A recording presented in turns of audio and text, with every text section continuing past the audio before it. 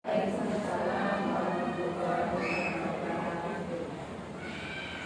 siang untuk Bapak dan Ibu semuanya.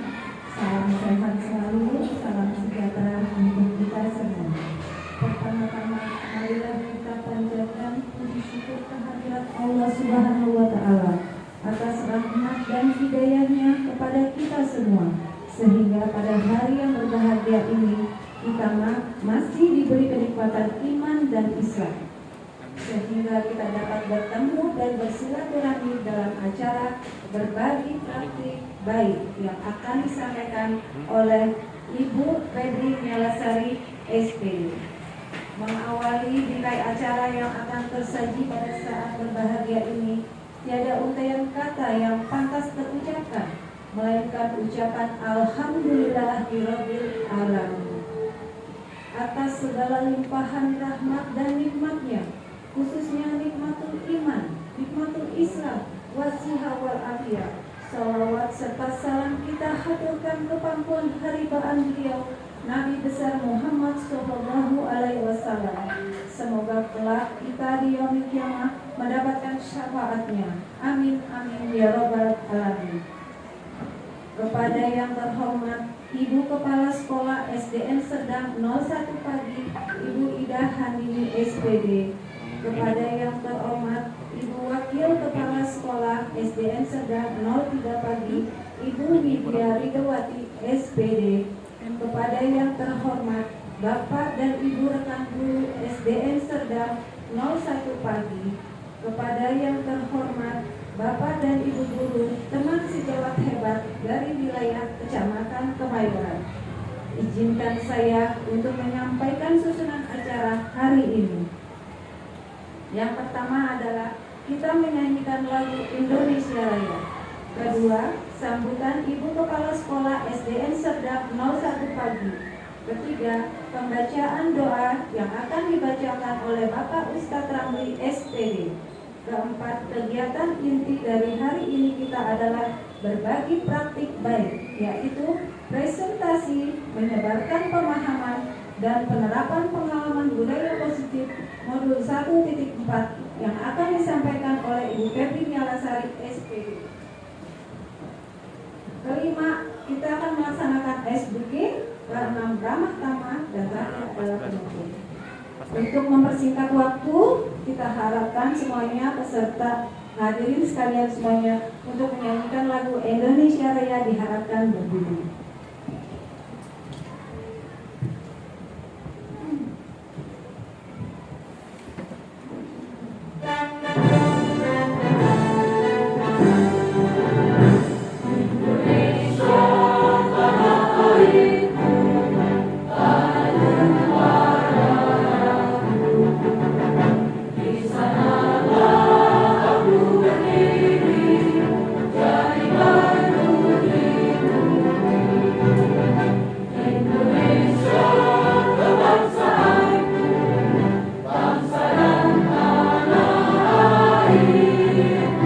Marilah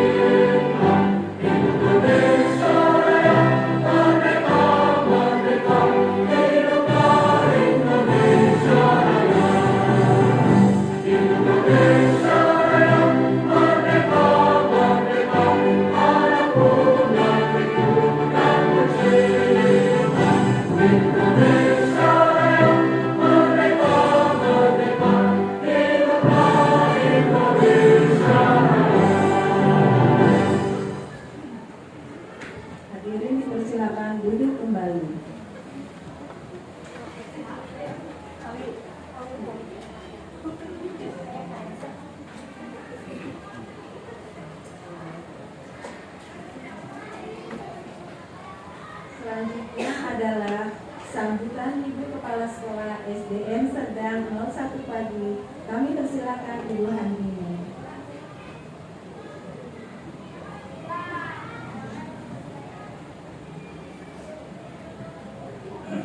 Bismillahirrahmanirrahim. Assalamualaikum warahmatullahi wabarakatuh.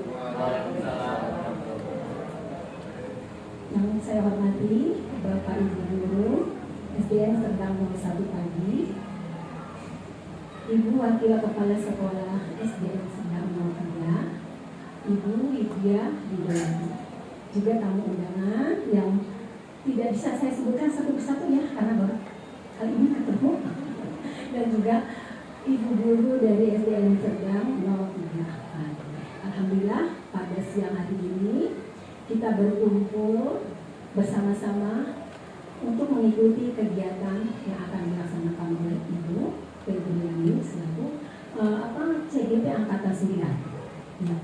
Semoga apa yang kita lakukan hari ini mendapat ridho dari Allah dan bisa dipermudahkan jalannya untuk menuju ke arah yang lebih baik. Tentunya saya sebagai kepala sekolah mendukung apa yang sudah dilakukan oleh Ibu Febri untuk mengikuti CGP.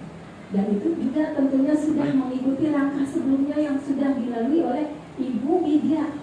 Semoga untuk berikutnya itu bisa teman-teman sekalian juga ikut mengikuti menjadi guru penggerak. Alhamdulillah, mudah-mudahan. Walaupun memang awalnya barangkali berat ya Bu ya. Tentu begitu kan gitu ya. Ini kan itu jadi Bu Rido sih. Bu Widya ya. Gak apa-apa ya Bu Rido. Ya, mungkin barangkali langkah awalnya ya yang terasa berat. Tapi insya Allah jika dijalani lambat laun dengan bantuan teman-teman, tentunya juga dukungan dari pihak sekolah, insya Allah yang namanya berat itu akan menjadi ringan. Yang namanya sulit bisa menjadi lebih mudah, insya Allah. Begitu juga kami teman-teman di sini ya, dan juga saya sebagai kepala sekolah Ibu Febri sangat mendukung apapun itu langkah yang dilakukan, kami akan memfasilitasi dan kami pun juga insya Allah juga teman-teman ya pasti akan memberi bantuan apapun itu ya untuk kemajuan. Nah, langkah ini baru dilalui oleh Ibu Febriani. Semoga langkah berikutnya itu diikuti oleh teman-teman yang kemarin alhamdulillah sudah ada lagi yang mendapat 2 orang, Bu Asri dan Bu Maya. Semoga untuk tes-tes berikutnya itu bisa lolos dan bisa menambah lagi agen-agen pembaharu di sekolah Serdang 01 ini. Tentunya tidak tertutup kemungkinan lambat laun yang lain-lainnya pun juga akan bisa mengikuti. Tidak hanya untuk yang PNS, tetapi juga yang P3K pun juga sekarang udah boleh. Yang KKI pun juga sudah diperbolehkan. Alhamdulillah. Semoga langkah awal ini membuka pintu hati teman-teman yang lainnya untuk bisa mengikuti. Tentunya sesuai dengan kemampuan dan itikat ingin berubah. Karena semuanya itu dimulai dari diri sendiri. Ingin mengubah sekolah ini tidak bisa sendiri, harus dengan bersama-sama. Dimulai dengan Bu Febi sebagai langkah awal, Pak Agung sebagai pembimbingnya. Tentunya kita nanti bisa berkolaborasi, membentuk lagi sekolah ini, tim ini menjadi solid dan juga bisa lebih baik lagi dalam berprestasi, dalam mendidik anak-anak kita semuanya. Alhamdulillah, semoga langkah yang diawali oleh Bu Febi dan Pak Agung itu membuka pintu jalan buat teman-teman semuanya. Tetap semangat, tetap istiqomah, apapun itu berat atau ringannya, kita yang ngejalanin, kita yang merasakan. Tentunya kalau didasari hati yang ikhlas, insya Allah semuanya bisa teratasi. Mungkin itu saja sambutan dari saya. Tetap semangat Bu Febi, juga teman-teman yang lainnya, insya Allah jadi agen-agen pembaharu di sekolah kita semuanya. Assalamualaikum warahmatullahi wabarakatuh. Ta'ala wa barakatuh. Kayaknya kurang semangat. Apa kursinya kurang kali. Assalamualaikum warahmatullahi wabarakatuh. Mari para ibu, bapak sekalian terhormati, kita awali acara kita bermunajat kepada Allah Subhanahu Yang Maha Kuasa. Mudah-mudahan Allah Subhanahu Wa Taala mencucurkan karunia keberkahan untuk kita semuanya, dan acara kita pada siang hari ini berjalan dengan mulus, berjalan dengan baik. Kita awali dengan Quran Al-Fatihah. A'udzubillahi minasyaitonirrajim. Bismillahirrahmanirrahim. Alhamdulillahirabbil alamin arrahmanirrahim maliki yaumiddin.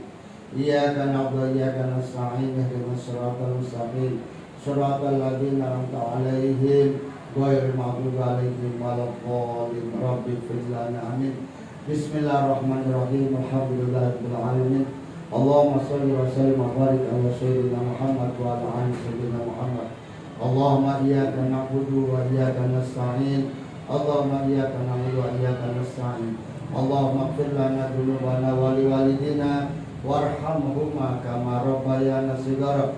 Allahumma ighfir lana dzunubana wa liwalidina wa li auladina wa li masyaikhina wa li ikhwanina fid din wa liman ahsana ilaina wa lil mu'minina wal mu'minat wal muslimina wal muslimat al ahya minhum wal amwat.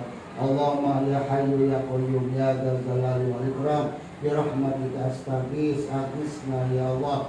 Allahumma hassil maqasidana wa balligh maqasidana wa qdi hajatina wa aksir amwalina wa yassir umurana fi kulli umuri dunya wal akhirah. Rabbana taqabbal minna innaka antas samiul alim wa tub 'alaina innaka antat tawwabur rahim. Rabbana atina fid dunya hasanah wa fil akhirati hasanah wa qina adzabannar. Wa sallallahu ala sayyidina Muhammadin nabiyil ummi wa ala alihi wasallam. Walhamdulillahi rabbil alamin. Terima kasih mudah-mudahan Allah menjaga kita. Assalamualaikum warahmatullahi wabarakatuh. Terima kasih Bapak Ustadz Ramli SPD.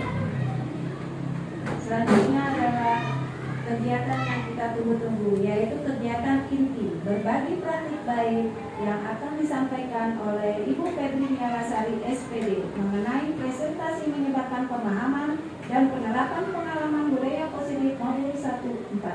Waktu dan tempat disilakan Ibu.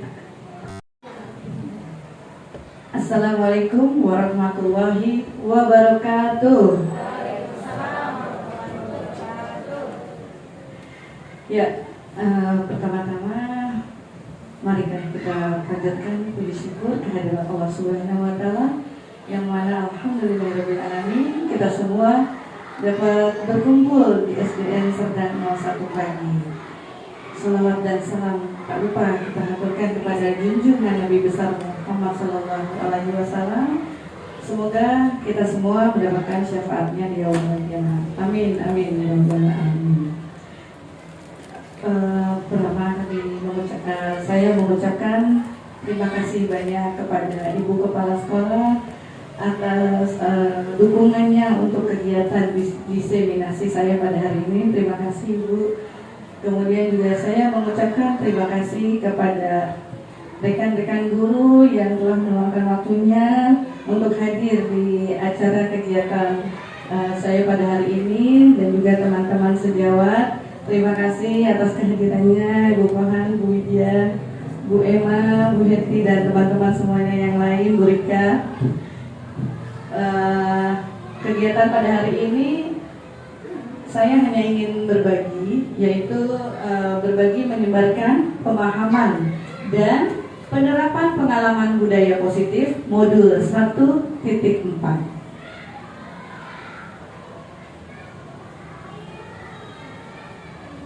Ya, Bapak Ibu udah kenal ya masih ya dengan ibu guru yang ini ya. Ibu guru yang imut, agak gendut dan very good itu ya. Masya Allah.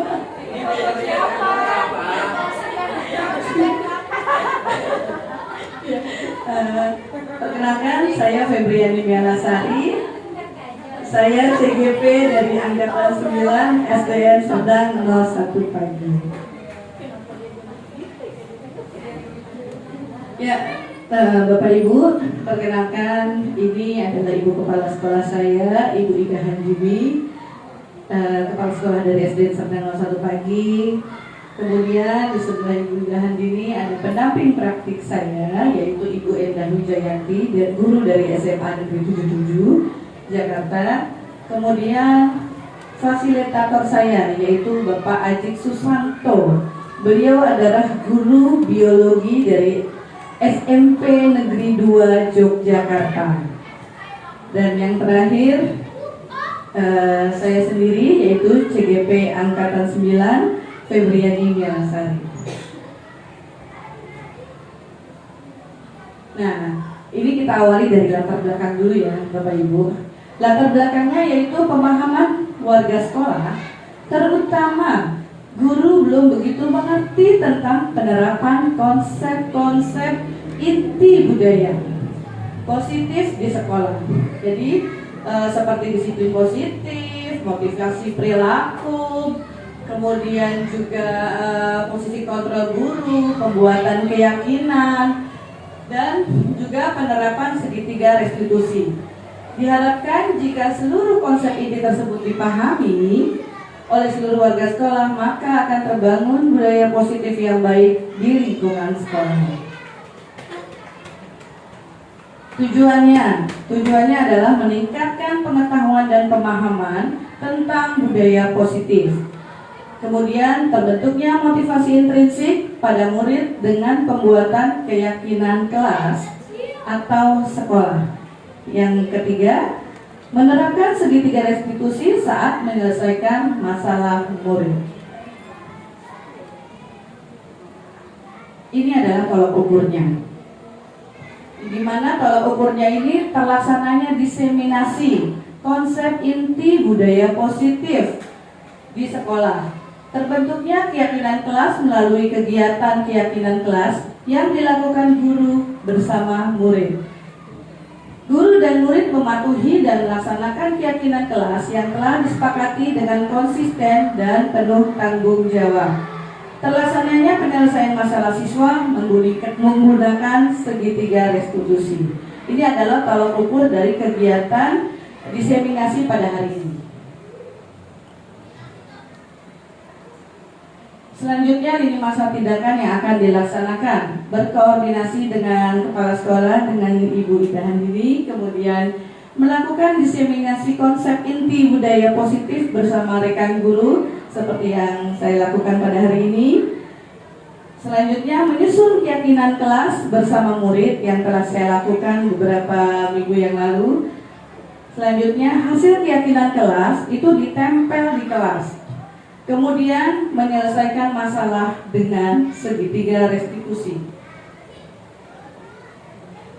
Dukungan yang dibutuhkan yaitu ya pastinya dari kepala sekolah saya.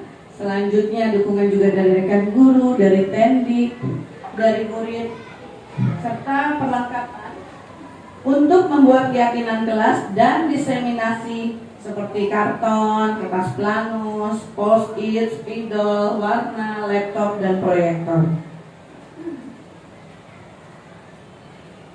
Nah, di sini Bapak Ibu kita mulai. Filosofi Ki Hajar Dewantara, di mana tujuan pendidikan adalah menuntun segala kodrat yang ada pada anak agar mereka dapat mencapai keselamatan yang setinggi-tingginya, baik sebagai manusia maupun sebagai masyarakat. Ki Hajar Dewantara juga menjelaskan bahwa pendidikan seharusnya sesuai dengan kodrat alam dan kodrat zamannya, sehingga pendidikan berjalan secara dinamis dengan nilai-nilai kebudayaan di masing-masing daerah. Nah, di sini maksudnya adalah pendidikan yang menuntun. Selama ini, yuk kita sama-sama renungkan ya. Selama ini yang kita lakukan itu apakah student center atau teacher center? Nah, dari situ kita bisa mengetahui apa-apa saja yang telah kita lakukan. Kalau Ibu Heti, Selama ini bagaimana? Apakah pernah melakukan student center atau teacher center? Saya pernah melakukan keduanya pada saat belajar di PAS. Terima kasih Ibu Heti, very good sekali ya, super sekali Bu Heti ya. Ya kita sebagai guru itu harus menuntun ya. Jadi seperti yang Ibu Heti bilang, Ibu Heti pernah melakukan keduanya. Nah di sini pembelajaran yang menuntun adalah pembelajaran yang lebih berpihak kepada murid, lebih berpihak kepada murid, di mana pembelajarannya itu yang kita lakukan adalah kita berikan materi kepada murid, kemudian murid mengeksplorasi. Jadi kalau misalkan nih kita belajar teacher center, bosen nggak ya kalau hanya ngedengerin gurunya ngomong aja? Capek nggak Pak Agung kalau misalkan pembelajarannya teacher center? Pengennya gurunya diam aja, gurunya bergerak. Jadi nggak capek ya. Saya seperti itu senangnya, tapi bisa nggak tahu. Ya, pastinya kalau kita pembelajarannya teacher center pastinya pertama membosankan ya. Kita hanya mendengarkan aja penjelasan dari gurunya. Terus yang kedua, gurunya juga capek karena harus ngomong terus dari awal sampai akhir. Dan yang lebih sakitnya lagi, kita udah capek-capek ngomong, ternyata anak murid nggak ngerti. Ternyata anak murid nggak bisa memahami apa yang kita jelaskan, apa yang kita sampaikan. Nah, disinilah filosofi KHD ini betul-betul super sekali, karena filosofi KHD ini kan ada waktu zaman perang dulu ya, dan ternyata ini masih bisa digunakan hingga pendidikan sekarang, dan mungkin ini selamanya, karena ternyata pembelajaran yang berpusat pada murid itu lebih keren, lebih bagus.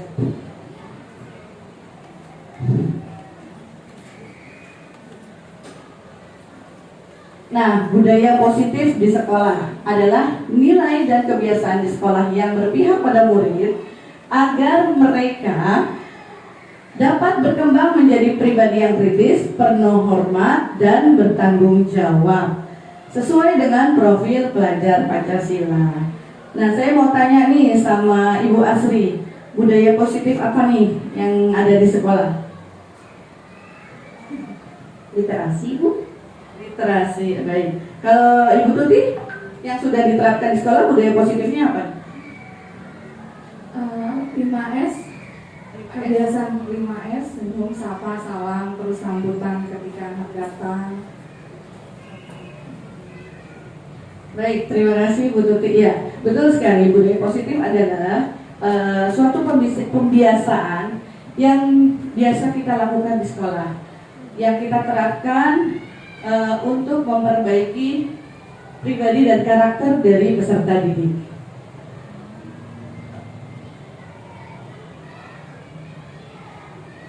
Nah, ini dia konsep inti budaya positif. Di mana konsep inti budaya positif ini, yang pertama perubahan paradigma, kemudian yang kedua disiplin positif, yang ketiga adanya nilai-nilai kebajikan, selanjutnya kebutuhan dasar manusia, motivasi perilaku manusia, posisi kontrol manusia, keyakinan manusia, dan segitiga restitusi.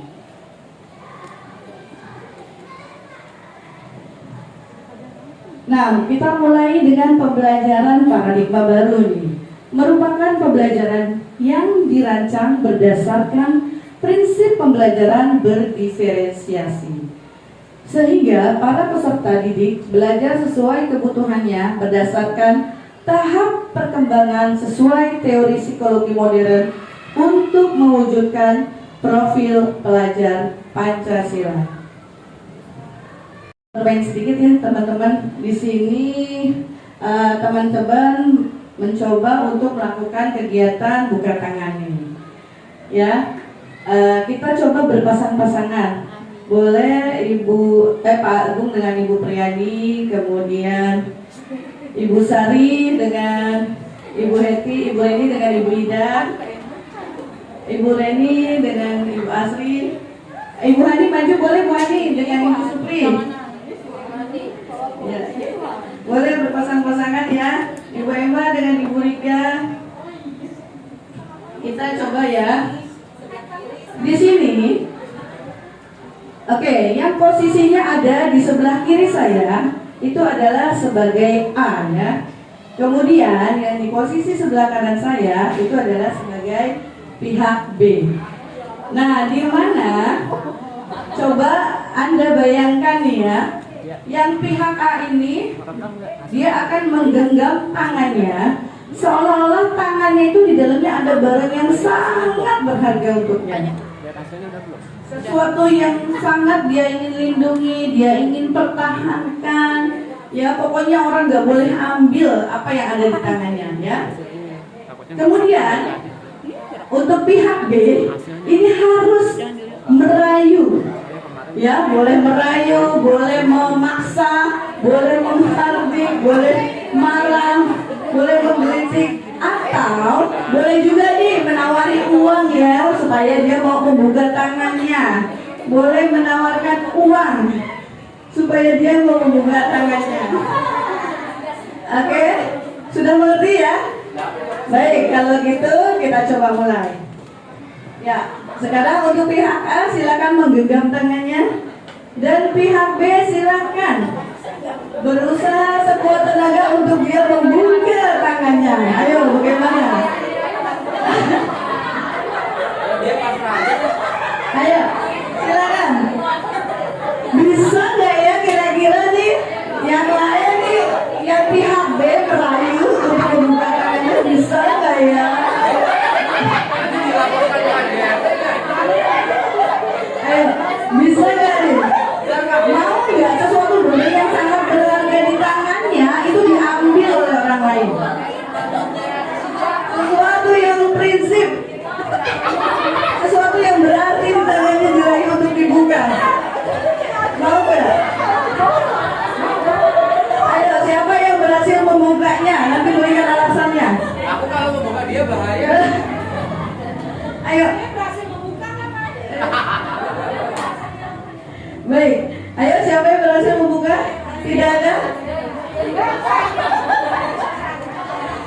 Ya, kalau yang berhasil membuka angkat tangannya. Mereka penjelasannya apa alasannya? Apa alasannya sampai tangannya bisa terbuka? Ayo, ada yang tangannya bisa terbuka? Ya? Gini-gini. Keisha nggak mempan, mau nawarin rujak nggak bungkus nggak mempan. Kesa nggak mempan ya? Iya. Ada yang tangannya bisa terbuka? Bu Ema, ada. Kenapa Bu Ema?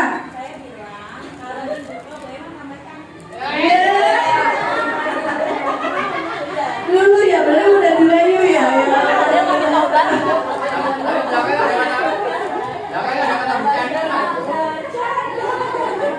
Ayo ada paut ya. Oke, baik. Tapi kalau betul-betul tangan yang ada di tangan Bapak Ibu sesuatu yang harus dipertahankan. Misalnya nih ada yang mau minta anaknya Bapak Ibu, kira-kira bakal dikasih nggak? Nah, bayangkan yang ada di tangan Bapak Ibu adalah anaknya Bapak Ibu. Apakah akan dibuka tangan Bapak Ibu?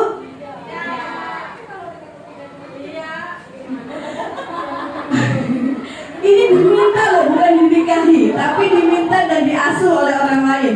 Apa akan diberikan? Nah, seperti inilah teori kontrol. Ya, jadi miskonsepsi teori kontrol. Kalau teori kontrol itu adalah pengendalian diri. Semuanya ada di dalam diri kita sendiri ya. Apakah kita akan membukanya atau kita akan mempertahankannya? Misalkan anggaplah barang yang ada di tangan ini adalah anak-anak kita. Apakah Bapak Ibu akan memberikan anak-anak Bapak Ibu kepada orang lain? Tidak kan? Akan pertahankan sampai mati kalau bisa ya Bu. Nah, seperti itulah tadi Pak, permainan yang telah kita lakukan. Oke, tepuk tangan untuk kita semua. Ya, jadi teori kontrol itu seperti itu ya teman-teman, Bapak Ibu, di mana semua ada pengendalian diri kita sendiri. Jadi kita jangan mudah terhasut nih, mentang-mentang nih misalkan Bapak Ibu dan jadi pejabat ya. Bapak Ibu jadi pejabat, Tiba-tiba ada orang datang nih minta tanda tangan Bapak Ibu supaya diloloskan proyeknya. Gimana caranya dia akan minta supaya Bapak itu tanda tangan? Dikasih uang lah, dirayu ini, dikasih rumah, dikasih mobil. Tapi kalau teori kontrol dari dalam diri kita, dari dalam hati kita ingat akan dosa, kita ingat akan pertanggungjawaban kita dan kepada Tuhan, pasti kita akan mempertahankannya. Tapi kalau misalkan kita tidak ingat kepada nilai-nilai agama, nilai-nilai iman yang ada, mungkin kita akan memudah membukanya. Seperti tadi teori kontrol yang telah kita mainkan. Nah, di sini ada miskonsepsi teori kontrol. Miskonsepsi teori kontrol ini jangan salah sebut ya Bapak Ibu, bahaya nih kalau salah sebut. Miskonsepsi teori kontrol. 1. Ilusi guru mengontrol murid. Kemudian yang kedua, ilusi bahwa kritik dan membuat rasa bersalah mampu menguatkan karakter. Ketiga, ilusi bahwa orang dewasa itu berhak memaksa. Dan terakhir, ilusi bahwa penguatan positif, efektif, dan bermanfaat. Ini adalah miskonsepsi teori kontrol. Nah, sebentar lagi kita ice breaking dulu ya, kayaknya udah agak ngantuk nih. Ayo Bapak Ibu boleh silakan diri. Kita goyang sejenak. Hey, hey, hey,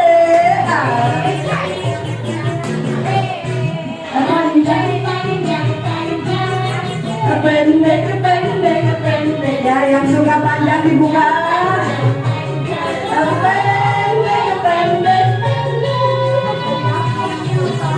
Panjang, pendek, panjang, pendek, panjang, panjang, panjang, pendek, pendek, panjang,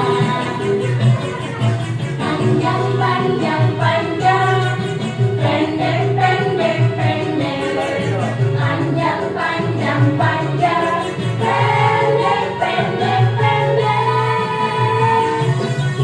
panjang. Saya mau deketin yang punya panjang. Panjang, panjang, panjang, pendek, pendek, panjang. Akhiran patung yang nyanyi terakhir panjang coba, masya Allah. Panjang, panjang, panjang, pendek, pendek, pendek, pendek, pendek, pendek, panjang, panjang, panjang. Kita coba kamu Priani nih, terakhir panjang apa pendek ya?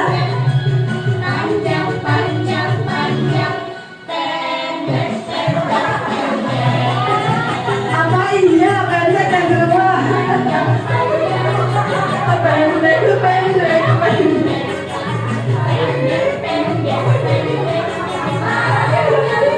Kita coba semua nih. Panjang, pendek, panjang, pendek, panjang, panjang, panjang,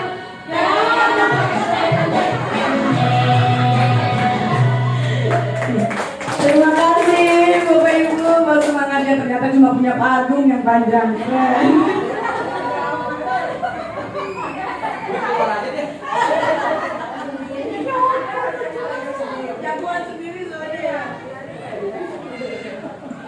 Baik, terima kasih buat semangatnya ya teman-teman. Ya, selanjutnya yaitu nilai-nilai kebajikan. Nah, di sini ada nilai-nilai kebajikan. Saya mau tanya dulu nih sama Ibu Kepala Sekolah kita, belum ditanya ya. Ya Bu, kalau nilai-nilai kebajikan apa aja nih Bu? Nilai-nilai kebajikan tentunya ya nilai-nilai agama yang biasa diterapkan di keluarga itu yang utama.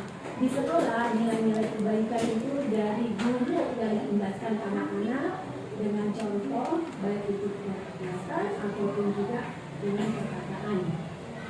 Terima kasih. Kasih applause dong, boleh membalas sekali kita. Baik. Nah, nilai-nilai kebajikan ini institusi atau organisasi saling memiliki nilai-nilai kebajikan yang sama. Karena nilai-nilai tersebut bersifat universal dan lintas bahasa, suku, bangsa, agama, maupun latar belakang. Ya, di sini profil pelajar Pancasila. Ya, teman-teman udah tahu ya, profil pelajar Pancasila itu terdiri dari apa saja? Beriman, bertakwa pada Tuhan Yang Maha Esa, dan berakhlak mulia. Selanjutnya, mandiri,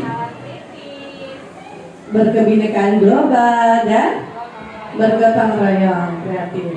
Nah, selain profil pelajar Pancasila, ada juga 9 pilar karakter dari Indonesia Heritage Foundation.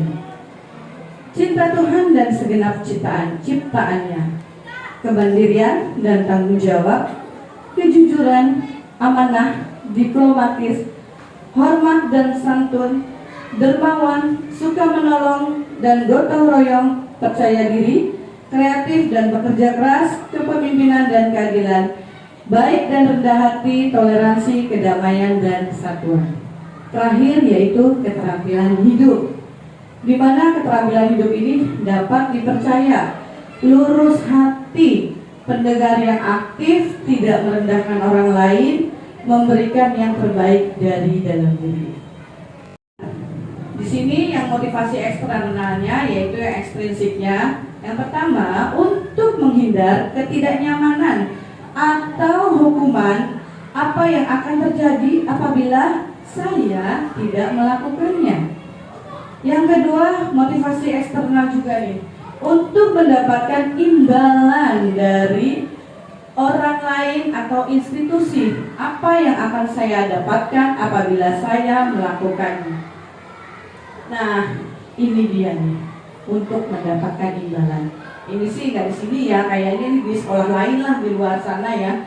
Kalau guru-guru SD Serdang 01 mah hebat-hebat, keren-keren, apalagi guru-guru di wilayah Kemayoran nih.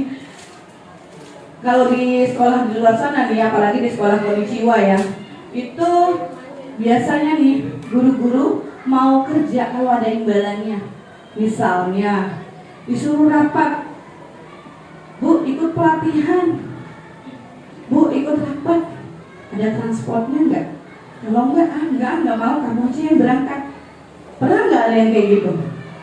Nah, kalau saya sih yakin, di sini teman-teman semua hebat-hebat. Kalau disuruh ibu kepala sekolah nih, Bu, ayo ikut pendidikan pelatihan.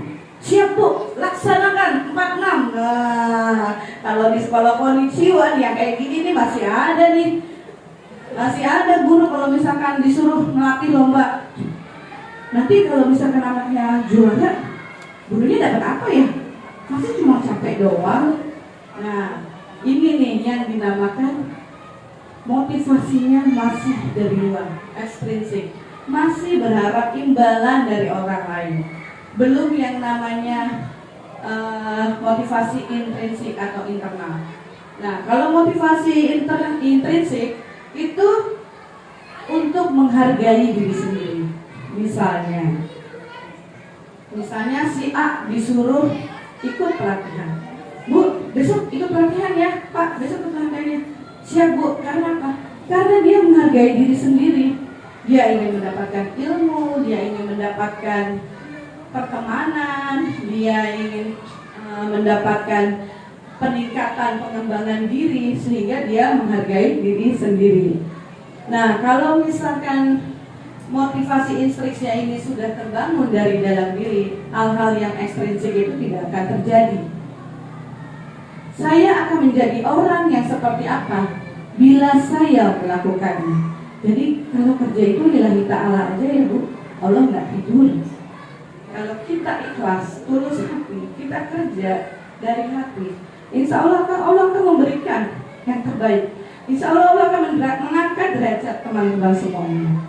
Jadi kalau kita bekerja, bismillah dan lillahi ta'ala. Terakhir, alhamdulillah. Mudah-mudahan Bapak Ibu yang ada di sini semua bisa jadi pejabat ya. Amin, amin ya rabbal alamin.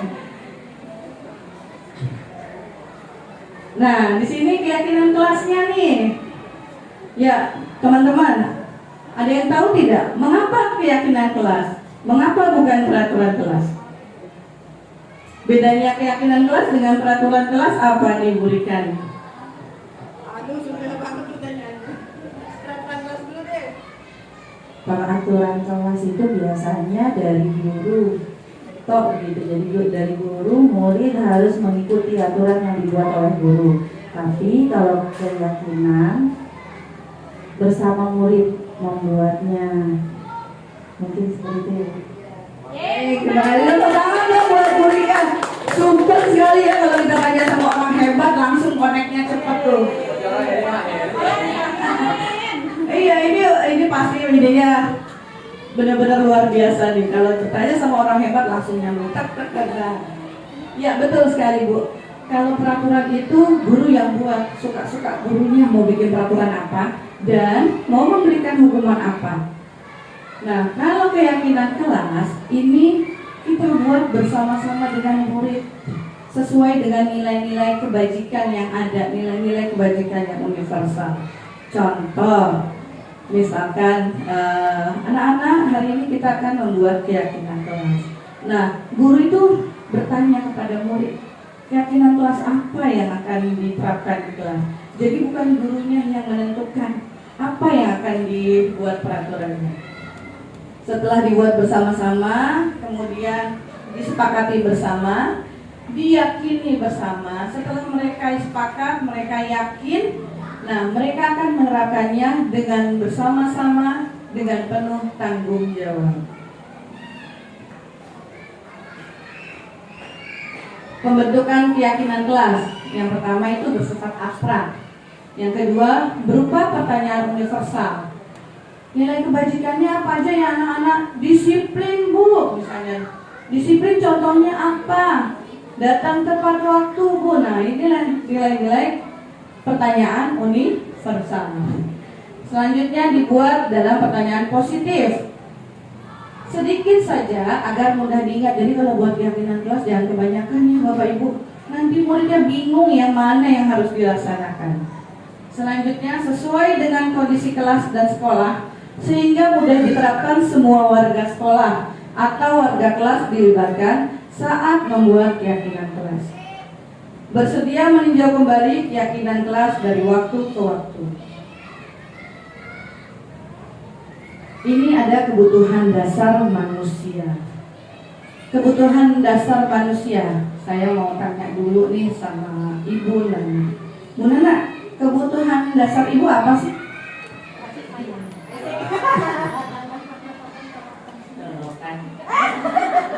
Uang, iya, dan kasih sayang. Mantul ya, kasih uang, kasih sayang, mantap.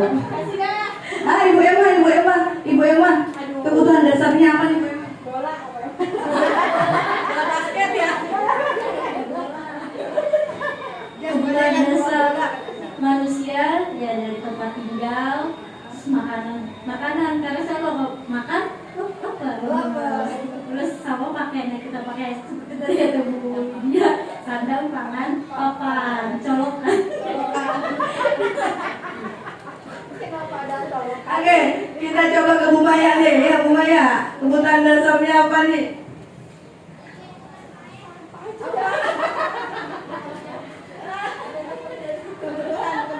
Rumah mewah. Mantul, rumah mewah. Bebek sawah. Rumah mewah, bebek sawah ya Bu. Ya, jadi kebutuhan dasar manusia ada bermacam-macam ya. Tergantung dari kebutuhan apa yang orang tersebut inginkan. Jadi di sini kebutuhan dasar manusia adalah segala sesuatu yang kita lakukan untuk mendapatkan apa yang kita inginkan. Seluruh tindakan yang kita lakukan memiliki tujuan tertentu. Usaha terbaik yang kita lakukan adalah dalam rangka agar kebutuhan dasar kita terpenuhi dengan baik. Nah, ini dia 5 kebutuhan dasar manusia yang sesungguhnya. Ya, yang pertama, bertahan hidup. Ya seperti tadi ya, bertahan hidup, sandang, pangan, papan. Kemudian kesehatan, keamanan, rasa nyaman, ini termasuk bertahan hidup. Yang selanjutnya kasih sayang dan rasa diterima. Di sini siapa nih yang butuh kasih sayang nih? Oh, semuanya butuh kasih sayang ya, dan butuh rasa ingin diterima ya. Rasanya gimana ya teman-teman kalau kita nggak dapat rasa kasih sayang, kemudian nggak rasa diterima, hampa, kesepian, bener. Kalau Bu Ai, rasanya gimana Bu Ai? Kalau nggak mendapatkan kasih sayang, Dia cukup dikasih uang. nggak tidak merasa diterima, rasanya gimana Bu Ai? Rasanya sedih banget ya, pasti ya, sedih banget. Dia kaget curhat. Oh ya, rasanya sedih banget ya. Kalau Bu Ani rasanya gimana kalau nggak disayang? Sedih juga. Sedih juga ya. Apakah kamu mau disayang? Apakah mau disayang kata Mbak Gan? Kalau Nin gimana Bu Supri? Sama, sedih juga. Kecewa ya? Kecewa juga ya. Iya. Ya, kalau kita tidak mendapatkan rasa kasih sayang dan rasa diterima, pastinya seperti yang teman-teman bilang dan sampaikan tadi, kita akan merasa sedih, merasa kecewa, merasa kesepian kata Bu Nana ya. Nah, itu adalah rasa kasih sayang dan rasa ingin diterima. Selanjutnya kebiasaan. Kebiasaan ini mandiri, kemudian memilih pilihan, mencoba hal baru, mampu mengendalikan arah dirinya. Arah dirinya ini mampu dia kendalikan. Selanjutnya kesenangan. Kalau dari kesenangan itu healing termasuk kayak jalan-jalan, traveling ya. Ini juga kesenangan ya. Masa kerja mulu tapi nggak ada jalan-jalannya gitu ya. Bermain, humor, antusiasme, ketawa, jalan-jalan. Nah ini adalah kesenangan. Makan bersama, betul ya Bu Heti. Nonton bareng. Nah itu kesenangan ya. Untuk ngilangin stres ya Bu Nana ya. Betul, menghilangkan kepenatan yang ada. Nah kemudian yang terakhir adalah penguasaan. Penguasaan ini bentuk dari harga diri, keinginan untuk dianggap, rasa keinginan untuk dianggap, kemudian pemimpin, berprestasi dan diakui serta ingin dibenarkan.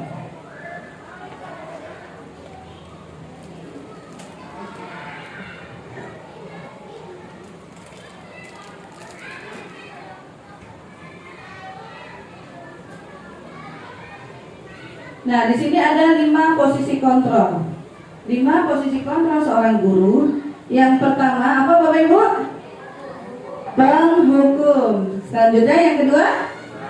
Teman. Yang ketiga? Pemantau. Keempat? Membuat merasa bersalah. Dan yang kelima? Manajer. Nih, kalau menurut Bapak Ibu, dari kelima ini apa nih yang pernah diterapkan di kelas? Nah, saya mau tanya sama Bu Reni nih.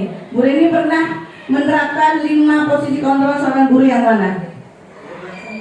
Semua. Mantap. Oke, semuanya pernah dilakukan ya? Oke, baik. Sekarang Ibu mau tanya Ibu Widya nih, boleh nih Bu Widya belum kebagian nih. Menurut saya yang paling baik ya pasti manajer gitu. Tapi yang mudah dilakukan ya penghukum itu. Tapi memang kan kita sebagai guru ada masanya ya. Mungkin dulu pada saat kita belum memiliki banyak pengetahuan, informasi, mungkin kita merasa jadi penghukum itu udah cukup baik. Karena anak itu memang perlu didisiplinkan. Karena kita belum memiliki referensi yang cukup gitu loh. Untuk tindakan apa sih yang seharusnya kita terapkan ke anak kita. Tapi seiring waktu, mudah-mudahan kita semua menjadi lebih baik dan mudah-mudahan sih bisa jadi manajer. Ya, terima kasih Bu Wid, super sekali jawabannya.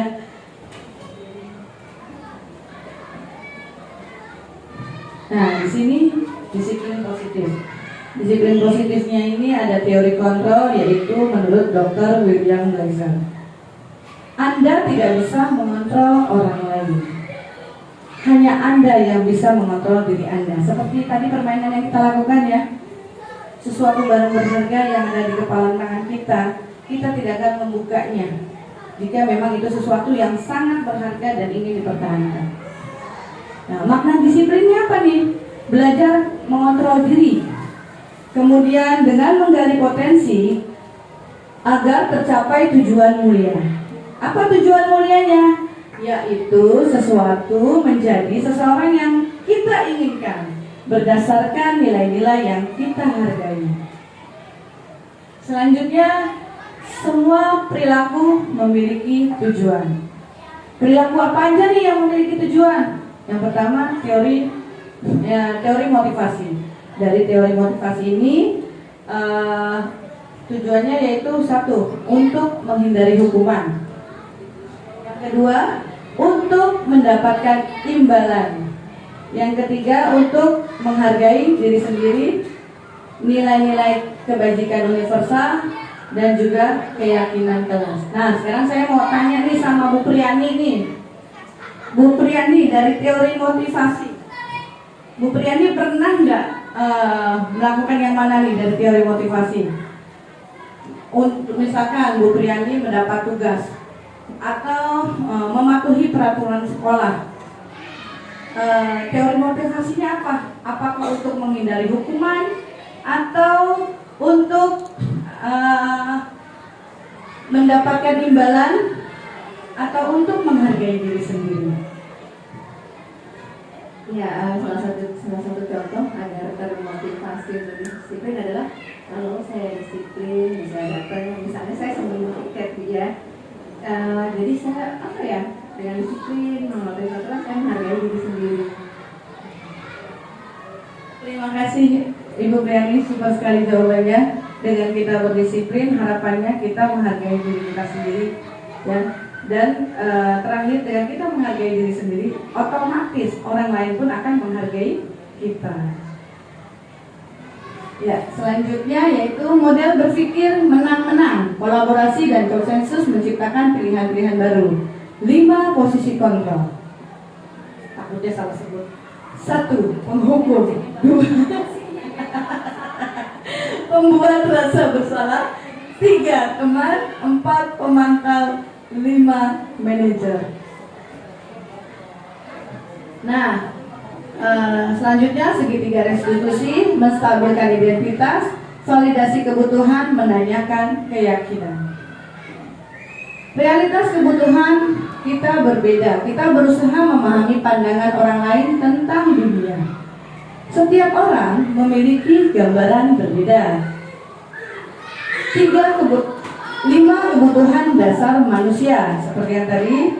1. Bertahan hidup. 2. Penguasaan. 3. Kasih sayang dan rasa diterima. 4. Kesenangan. Dan terakhir adalah kebebasan.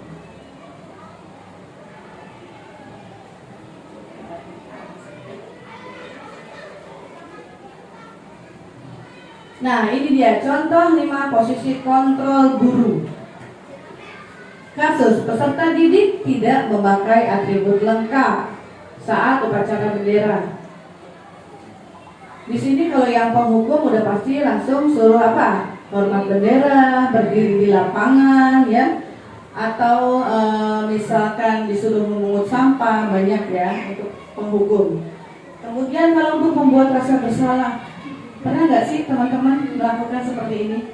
Pembuat merasa bersalah. Nah, tolong dong, besok kamu jangan terlambat lagi. Ibu malu dilihat sama guru-guru lain kalau sampai kamu terlambat lagi, karena nanti ibu akan dianggap oleh ibu kepala sekolah dan teman-teman yang lain, ibu tidak bisa mendidik kamu, membimbing kamu, mengajarkan kamu. Nah, ini adalah posisi kita membuat anak merasa bersalah. Selanjutnya sebagai teman, ayo dong nak, kita ikuti aturan sekolah. Tolong bantu Bapak Ibu ya, sekali lagi. Ini sudah tidak apa-apa, apalagi yang lain jangan sampai berbuat seperti ini ya. Ini adalah posisi kita sebagai teman. Kalau misalkan ada anak murid kita melakukan kesalahan, kita memposisikan diri sebagai teman. Nak, besok jangan seperti itu lagi ya. Kalau misalkan seperti itu lagi, kan kita bestie. Masa kamu nanti kalau terlambat kita nggak bestie lagi deh. Nah, ini posisi sebagai teman. Kemudian manajer, pemantau di sini beberapa kali Bapak Ibu memberitahu, tapi kamu selalu mengecewakan kamu, tidak kasihan kepada Bapak Ibu. Jadi kalau posisi pemantau ada anak yang melakukan kesalahan, nah posisi guru ini hanya memantau kesalahannya, Beberapa kali Bapak Ibu guru mau memberitahu, tapi kamu selalu mengecewakan. Kamu tidak kasihan kepada Bapak Ibu. Ini hanya posisinya memantau. Dan terakhir adalah posisi manajer. Posisi manajer ini posisi yang paling baik untuk 5 posisi kontrol guru. Di mana sebagai manajer, apakah kamu tahu kesalahan kamu? Ini yang akan ditanyakan kepada anak. Pertama adalah menanyakan kesalahan anak dulu. Nak, kamu tahu gak kesalahannya? Kemudian kira-kira bagaimana kamu memperbaiki kesalahannya? Ini adalah posisi sebagai manajer.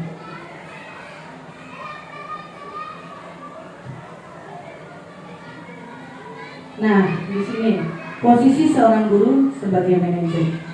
Guru berbuat sesuatu bersama murid, mempersilahkan murid mempertanggungjawabkan perilaku dan mendukung murid agar dapat menemukan solusi atas permasalahannya sendiri. Jadi, kalau posisi guru sebagai seorang manajer, di saat anak melakukan kesalahan, yang pertama kita panggil dulu muridnya, kemudian berbuat sesuatu bersama murid, mempersilahkan murid, kemudian bertanya kepada murid apa kesalahannya. Selanjutnya guru tersebut menstabilkan identitasnya ya. Kadang anak ketakutan, jadi dia guru ini harus berusaha menenangkan dulu. Jadi si anak yang telah melakukan kesalahan, begitu dipanggil guru dia udah ketakutan. Sebagai guru kita menstabilkan identitasnya dulu. Kemudian validasi kebutuhannya dan selanjutnya membuat keyakinannya. Ini adalah posisi guru sebagai seorang manajer. Posisi manajer mengacu pada restitusi. Nah, di sini nih. Posisi manajer mengacu pada restitusi yang dapat menciptakan kondisi bagi murid untuk memperbaiki kesalahan mereka. Proses kolaboratif yang mengajarkan murid untuk mencari solusi atas masalahnya, membantu murid berpikir tentang seperti apa orang yang mereka inginkan dan bagaimana memperlakukan orang ini. Jadi, kalau posisi manajer ini, setiap ada kesalahan dari peserta didik, guru yang memposisikan dirinya sebagai manajer akan melaksanakannya dengan restitusi.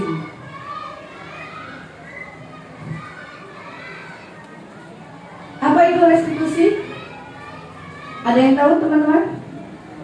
Ya, restitusi adalah proses menciptakan kondisi bagi murid untuk memperbaiki kesalahan mereka, sehingga mereka bisa kembali pada kelompok mereka dengan karakter yang lebih kuat. Restitusi adalah proses kolaboratif yang mengajarkan murid untuk mencari solusi dari masalah mereka dan membantu murid berpikir tentang orang seperti apa yang mereka inginkan untuk menjadi tujuan mulia. Bagaimana mereka juga harus memperlakukan orang lain. Ini menurut teori Gosen tahun 2004. Nah, ini dia segitiga restitusi.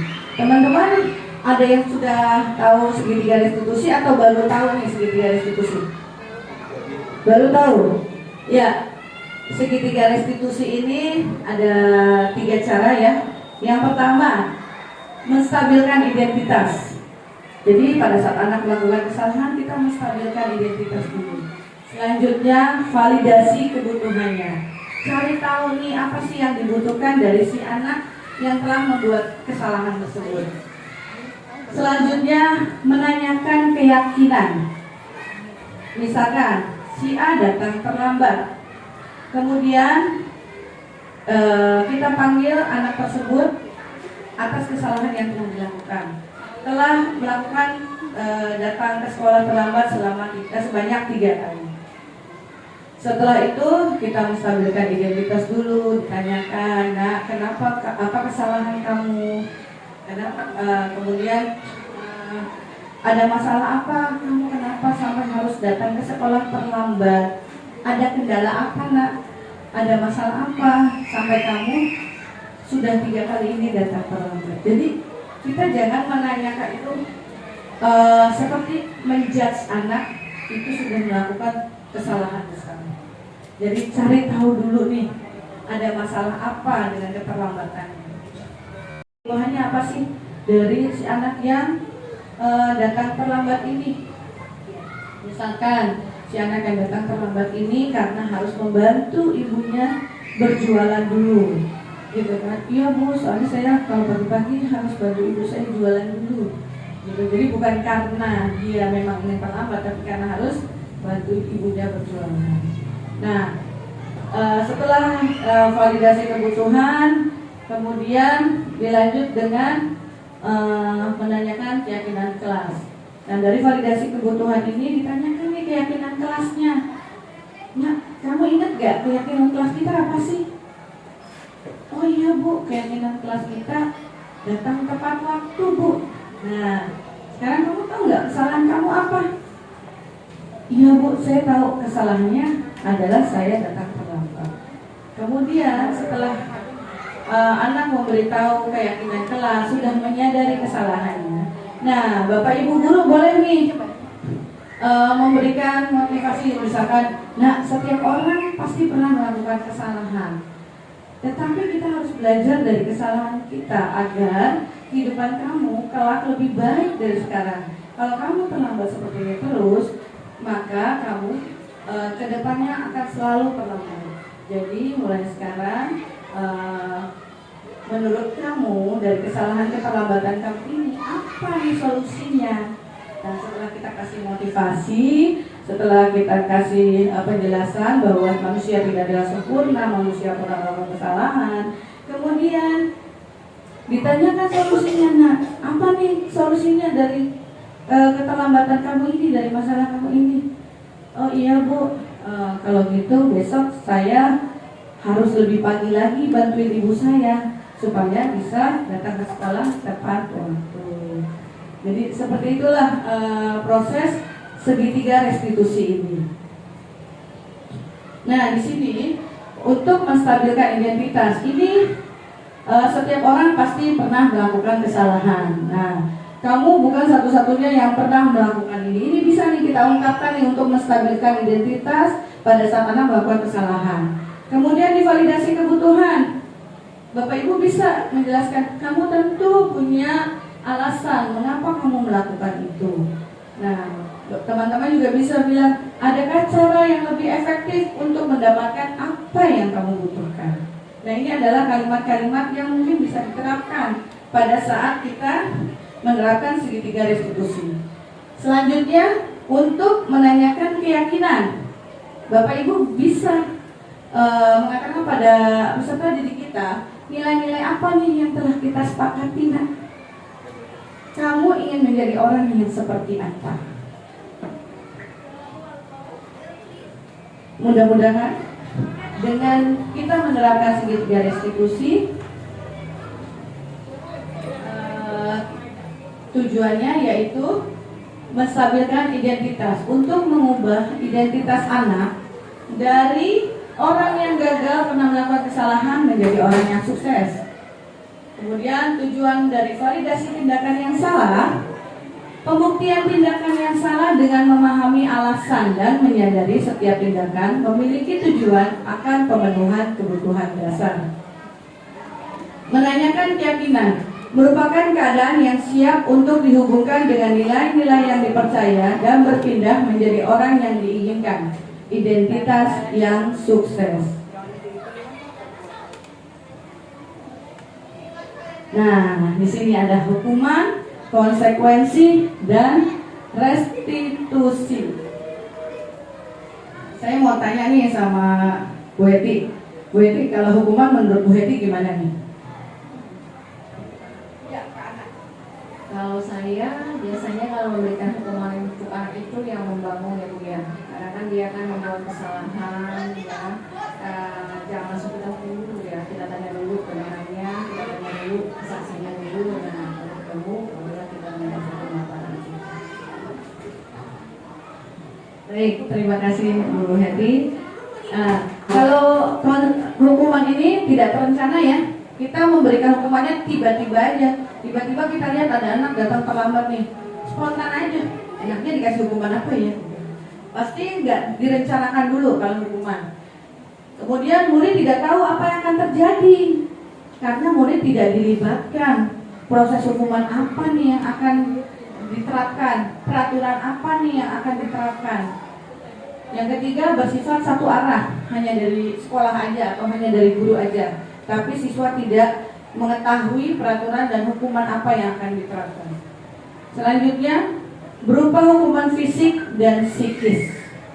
Nah, ini yang lebih menyakitkan lagi untuk anak ya, kalau mendapat hukuman fisik dan hukuman psikis. Konsekuensi ini terencana, disepakati sesuai aturan. Murid tetap dibuat tidak nyaman, sikap guru selalu memonitor murid. Kalau restitusi, proses menciptakan kondisi bagi murid untuk memperbaiki kesalahannya. Dan proses kolaboratif yang mengajarkan murid-murid untuk mencari solusi dari masalahnya sendiri. Jadi kalau dulu guru zaman dulu mungkin masih menerapkan hukuman. Selanjutnya agak sini mungkin menerapkan konsekuensi. Konsekuensi ini berupa dari kesepakatan kelas yang mungkin yang telah ditetapkan bersama. Nah, setelah konsekuensi, sekarang ini adalah restitusi. Di mana restitusi ini adalah proses untuk menyelesaikan masalah anak dengan cara yang lebih bijaksana. Dan yang paling penting tidak menyakiti fisik dan psikisnya.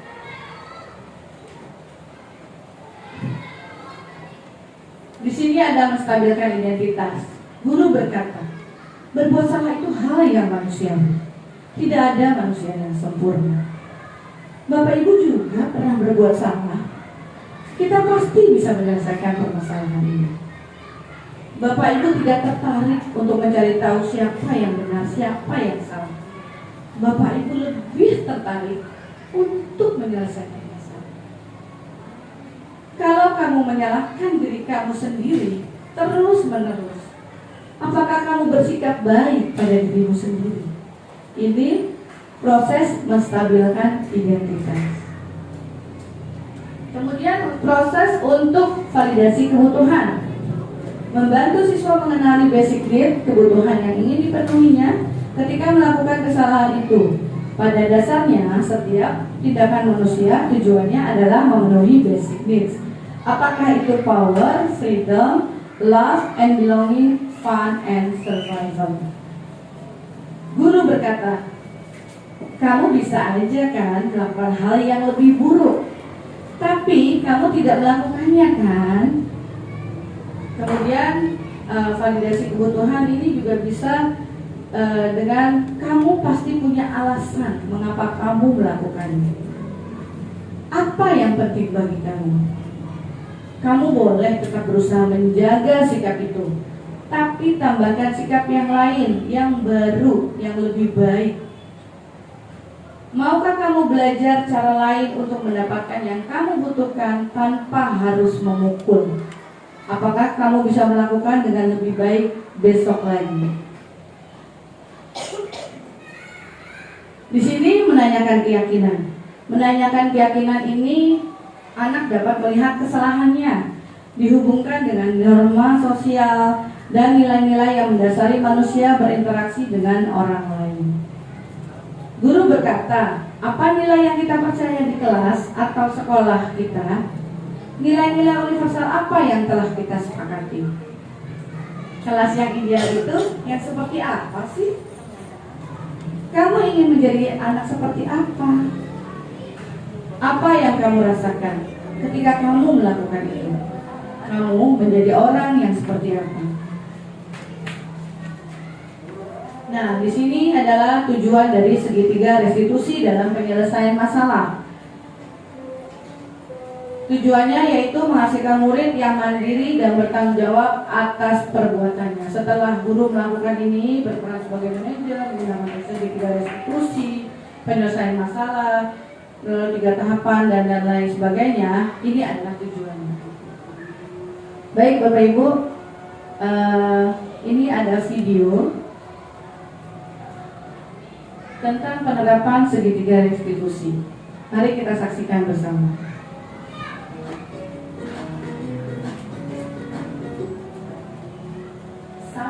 berbahagia ibu dan bapak guru hebat.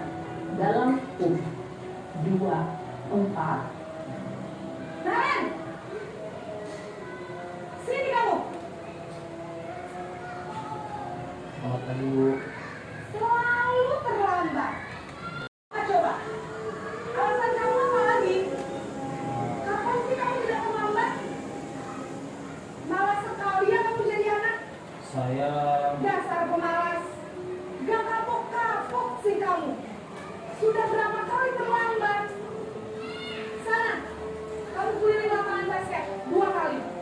kenapa saya harus keliling lapangan basket, Bu? Kenapa? Kamu seorang ibu. Berani-beraninya jawab. Sudah terlambat, masih berani jawab pula. Sekarang, keliling lapangan basket 5 kali sekalian. Biar kapok. Cepat. Pergi sana ke lapangan basket. Baik, Bapak Ibu, dari tayangan video tadi, menurut Bapak Ibu nih, yang mana nih proses restitusinya? Sebagai apa? Guru kontrolnya sebagai apa? Sebagai penghukum. Betul sekali. Ini adalah adegan guru sebagai penghukum. Posisi penghukum biasanya berbicara dengan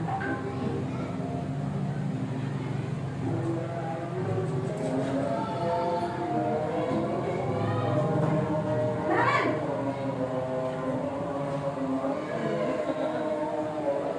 Selamat pagi, Bu. Naren, kamu kenapa terlambat lagi, nak? Ya Tuhan, Naren. Kamu senang ya bikin ibu susah ya? Kalau kamu terlambat lagi, nanti ibu yang ditegur bapak kepala sekolah, nak. Disangka ibu tidak bisa membina kamu. Duh, gimana ini? Maaf, Bu. Gusti Naren. Kamu suka ya kalau ibu ditegur bapak kepala sekolah? Terus, sekarang ibu harus tulis apa yang di buku absen? Ini kamu sudah sering terlambat loh. Nah, untuk adegan ini menurut Bapak Ibu, teori kontrolnya apa? Guru sebagai apa? Hah? Membuat merasa bersalah ya. Sebagai membuat merasa bersalah. Ibu harus apa coba? Sekarang cepat, kelas. Maaf ya, Bu. Maaf sekali. posisi pembuat rasa bersalah berbicara dengan nada tenang, cenderung lembut. Namun kata-kata yang diutarakan membuat murid merasa menjatuhkan dan gagal. Memandang buruk dirinya sendiri, merasa tidak berharga, dan tidak sanggup membahagiakan orang lain. Ketika guru mengambil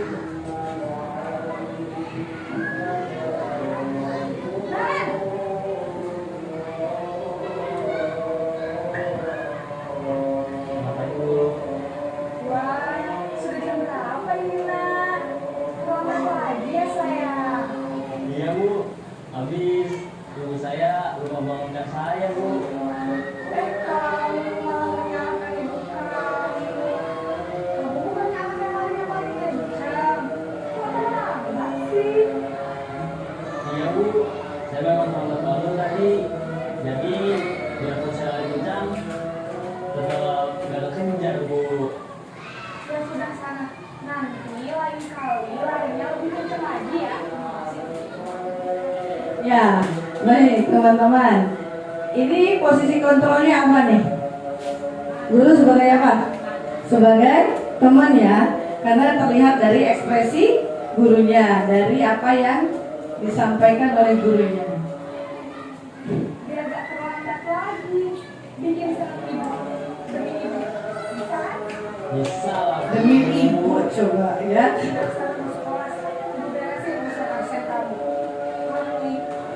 maka ada faktor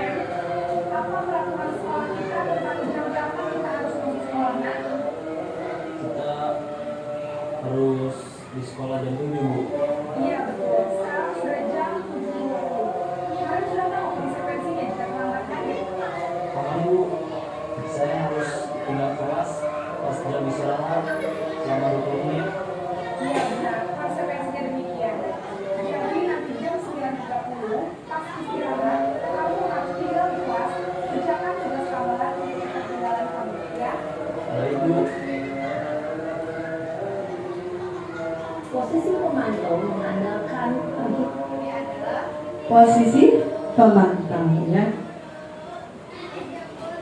hitungan atau data untuk mengontrol murid. Guru mengarahkan murid berdasarkan peraturan dan konsekuensi. Seorang pemantau menunjukkan bahasa tubuh dan ekspresi wajah yang dapat.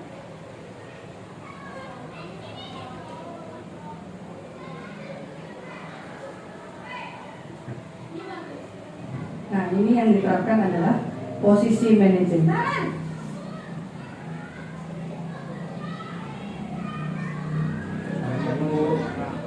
Selamat pagi Naren. Maaf Bu, saya terlambat. Iya, sekolah masuknya jam 7, sekarang sudah jam 7.20. Jadi sekarang bagaimana nih Naren? Maaf Bu, saya lupa alarm saya semalam. Baiklah, menurut kamu, keyakinan sekolah yang mana yang perlu kamu tingkatkan?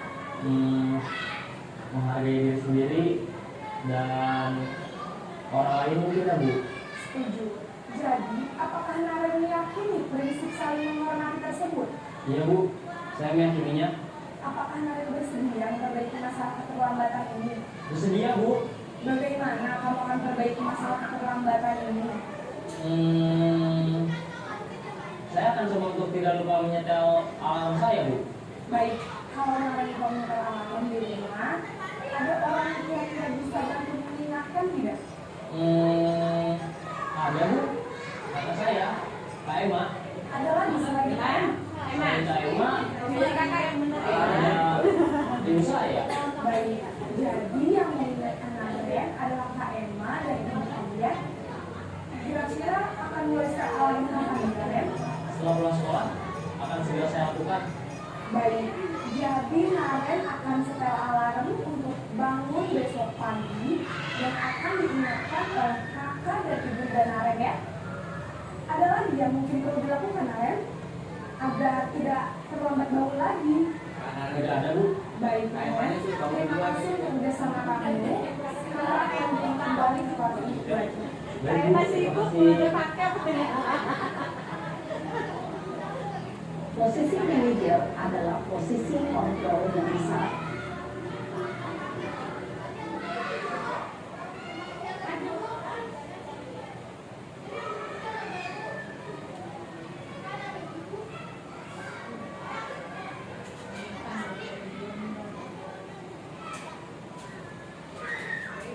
Saya minta waktunya untuk melihat kegiatan restitusi yang telah saya lakukan di kelas. Waalaikumsalam warahmatullahi wabarakatuh. Si gembul.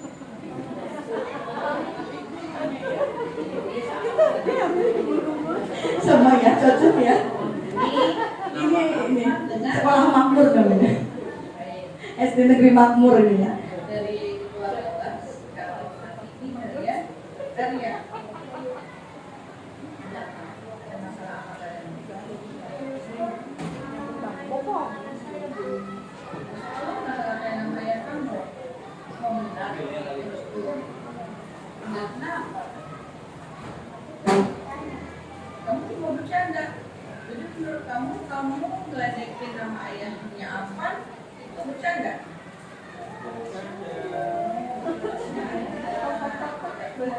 Ya. Oke, kemudian lantas setelah kelas 10 mulai dari nama ayah kamu apa yang kamu mengurus sampai mengurus kenapa kamu sampai mengurus? Kamu kesel banget, marah banget ya, kecewa banget ya mengurusku ya. Baik, nah sekarang ibu bertanya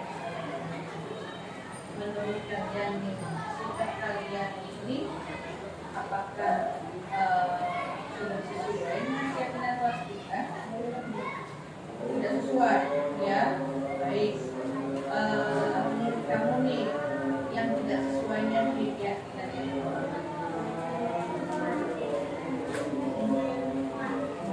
teman dan jadi menurut kalian perbuatan kalian ini tidak menghormati teman, tidak kalian yang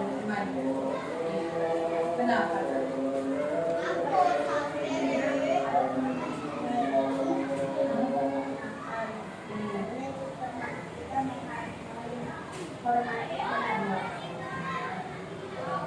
Kalian tahu tidak apa akibatnya dari perbuatan kalian? Oh, dapat diskors ya, karena sudah bullying ya. Waduh, ya. Kita ya, karena sudah melukai teman ya. Oke, terus apa lagi? Hubungan kalian bagaimana?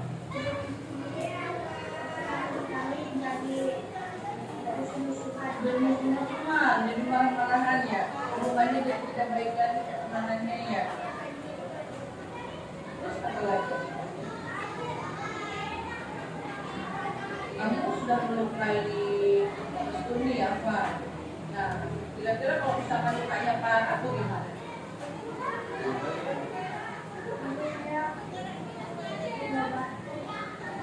Oh, kamu mau mengobati restu? Waduh, kalau misalkan lukanya marah dan dibawa ke rumah sakit, biaya mengobati restu ke rumah sakit. Nah, sekarang kamu sudah melakukan kesalahan menyadari kamu juga sudah menyadari bahwa perbuatan ini melanggar keyakinan. Kamu juga sudah menyadari akibat dari perbuatan kamu. Setiap manusia pasti pernah melakukan, ya. Nah, sekarang bagaimana kamu bisa belajar dari kesalahan itu dan memperbaiki kesalahan.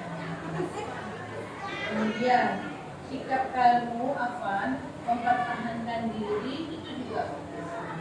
Tetapi bagaimana cara kamu mempertahankan diri itu harus benar juga. Misalnya kamu harus beli apa nih? Bagaimana caranya supaya kamu dapat menyelesaikan masalah? Kamu minta maaf kepada Rasul. Baik, apalagi? Kesalahan maka dia berani. Nah, apalagi? Minta maaf sama Rasul, apalagi? Bertanggung jawab.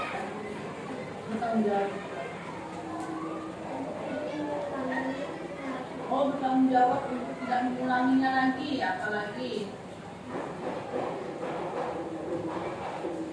Kemudian bagaimana dengan istrinya?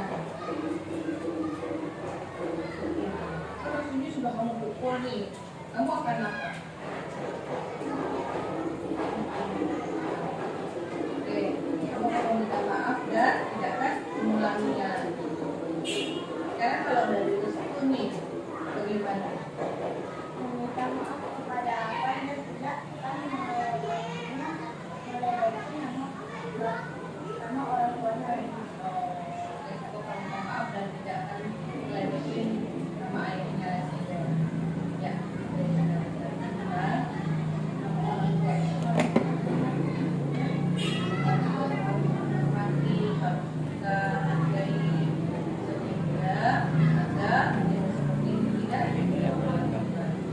Ya, nah, kalau kalian sudah menyadari kesalahan kalian, maka apa yang harus dilakukan? Selalu meminta maaf. Karena kalian selalu memaafkan, selalu minta maaf, dan berjanji dan menjalani. Oke, baik. Kalau gitu kalian sekarang sudah boleh ya.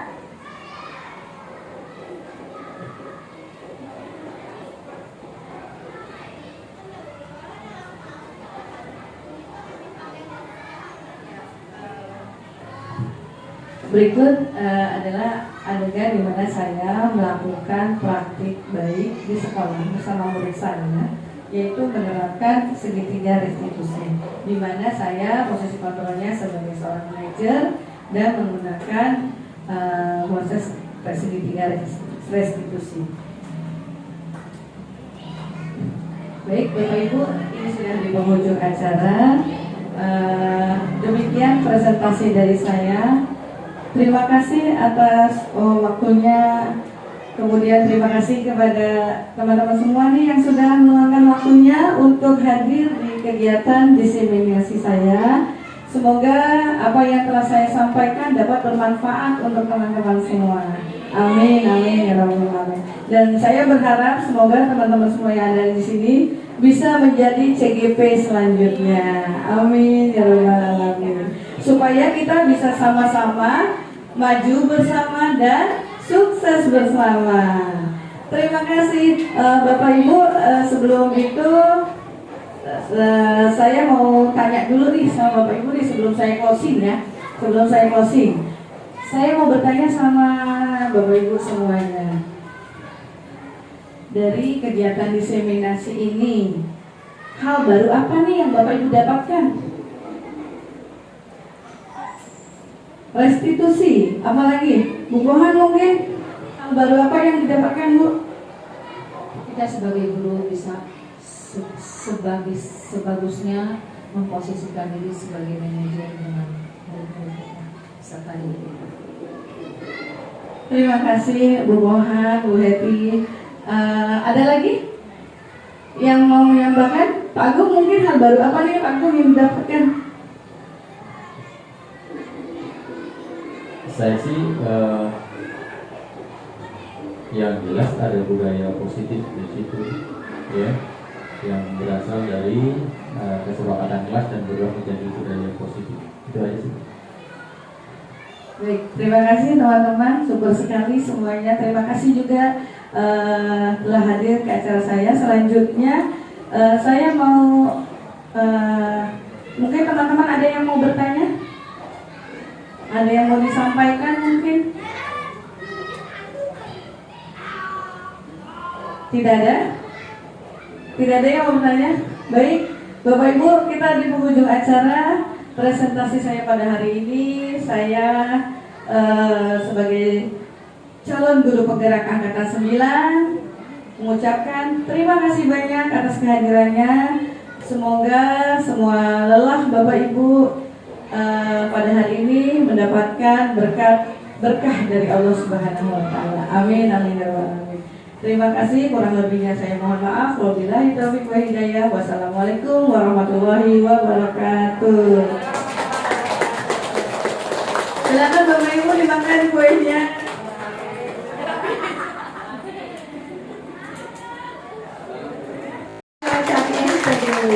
Semoga langkah ke depannya dia dimudahkan, lancar, dan sukses. Sukses ini kita semua juga, semoga menjadi motivasi kita, inspirasi kita untuk terus maju. Betul Baby? Sebelumnya selesai sudah acara kita berbagi praktik baik hari ini. Mari kita tutup acara ini dengan mengucapkan hamdalah bersama-sama. Alhamdulillahirabbil alamin. Saya sebagai MC mengucapkan mohon maaf apabila ada salah kata atau perkataan selama acara berlangsung. Akhir kata, wassalamualaikum warahmatullahi wabarakatuh.